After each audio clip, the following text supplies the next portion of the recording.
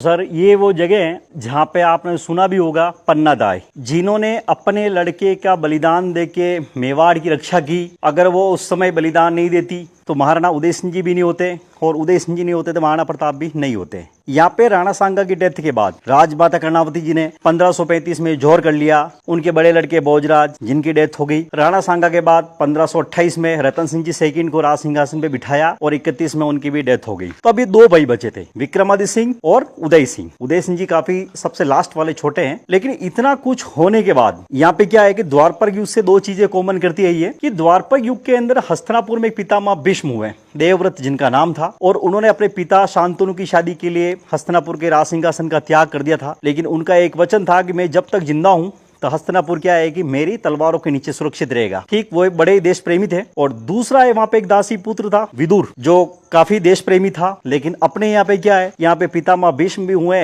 और एक दासी पुत्र भी हुआ यहाँ पे। तो यहाँ पे जो 1383 से जो चला है शासनकाल राणा लाखा का, जो 1421 तक चला है। लेकिन यहाँ पे एक पितामह भीष्म हुए जो राणा लाखा के ज्येष्ठ लड़के थे चुंडा, जो आज उन्हीं के नाम से चुंडावत राजपूत हैं। उन्होंने राणा लाखा की शादी के लिए मेवाड़ के राज सिंहासन का त्याग कर दिया। लेकिन उन्होंने एक कसम ली कि हम लोग जब तक जिंदा हैं और जिस राजकुमारी से मेरे पिता श्री लाखा की जो शादी हो रही है, इनसे जो भी राजकुमार होगा उसको मेवाड़ के राज सिंहासन पे हम उनको बैठाएंगे, लेकिन मेवाड़ हमारी तलवारों के नीचे सुरक्षित रहेगा। तो हमेशा जो मेवाड़ की जो सेना को जो ऑपरेट करते हैं, जिस दस्ते को बोला जाता है हरावल, और ये मेवाड़ के पितामह भीष्म है। और अभी लेटेस्ट यहाँ पे विश्वराज सिंह जी मेवाड़ का जो राज्यभिषेक हुआ था, तो हमारे सोलुम्बर जो राव साहब है, देवव्रत सिंह जी चुंडाओ साहब, उन्होंने अपने अंगूठे को काट के उनका ब्लड का तिलक किया था। आज उन्हीं की बदौलत जितने भी शासक बने यहाँ पे, महाराणा प्रताप, उदय सिंह जी, संग्राम सिंह जी, जो भी बने हैं, ये सब कुछ चुंडावत राजपूतों के पीछे बन पाए, क्योंकि इस मेवाड़ के ऊपर असली हकदार तो भगवान एकलिंगनाथ है और दूसरे चुंडावत राजपूत थे, जो उन्होंने कहा हम बैठेंगे नहीं,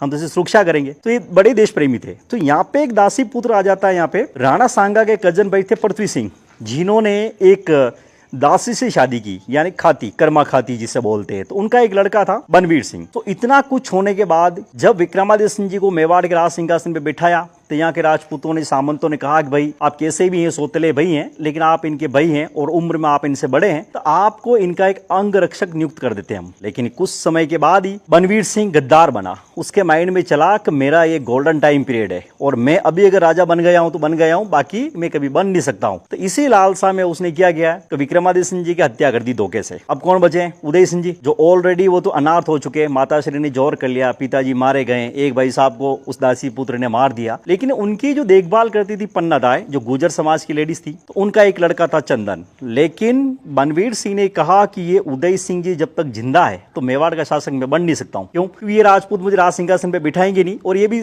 हकीकत ही है कि कोई भी दासी के पुत्र को मेवाड़ के राज सिंहासन बिठाएगा नहीं। तो उसने उदय सिंह जी को मारने के लिए जो षड्यंत्र किया, जाम खड़े हैं। लेकिन जब पन्नादाई को पता चला तो उन्होंने अपने विश्वास पात्र सोल्जर के जरिए उदय सिंह जी को कुंभलगढ़ किले के अंदर शिफ्ट करवा दिया। स्वयं का लड़का चंदन, जिसको यहाँ पे उदय सिंह जी के कपड़े पहना के लेटा दिया। लेकिन वो बनवीर सिंह जब यहाँ आया, पन्नादाई से पूछा कि उदय सिंह कहाँ है, तो उन्होंने इशारा किया कि ये लेट रहा है। तो एक माँ के सामने उसने तलवार से वार किया, उस बच्चे के 2 टुकड़े कर दिए, लेकिन कहीं उसको पता न चले, इसलिए आंखों से आंसू नहीं बहने देना और मुंह से आवाज नहीं निकलना। लेकिन समय के साथ जब उदय सिंह जी बड़े हुए तो पन्नादाई ने उनको कुंभलगढ़ के अंदर समझाया कि भाई आपकी जान बचाने के लिए मैंने अपने लड़के का बलिदान दे दिया है, आपका फर्ज क्या है कि पहले मेरे लड़के का प्रतिशोध लिया जाए। दूसरा, चित्तौड़ के अंदर जो राजा बन के बैठा है वो कोई शासक नहीं है, वो एक दासी पुत्र है और आपके बड़े भाई साहब का भी हत्यारा है। तो जब उदय सिंह जी ने कुछ सामंतों के साथ में मिलकर इस किले पे आक्रमण करने की योजना बनाई, तो ये बात बनवीर सिंह तक पहुंची। उसने कहा वाकई अपने से गलती हुई, क्योंकि उसमें मार ना उदय सिंह को था और मार अपने पन्नादाई के लड़के को दिया। अगर उसी समय उदय सिंह को ढूंढ के अपन खत्म कर देते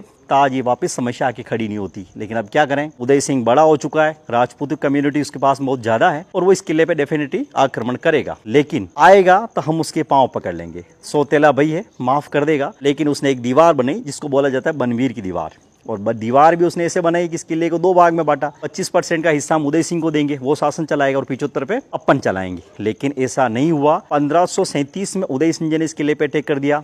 बनवीर बुरी तरह परास्त हुआ। उसको यहाँ से खदेड़ के हमेशा के लिए महाराष्ट्र भगा दिया, नागपुर, जहाँ उसकी 1540 में उसकी डेथ हो गई और 1540 में मेवाड़ में महाराणा प्रताप का जन्म हुआ।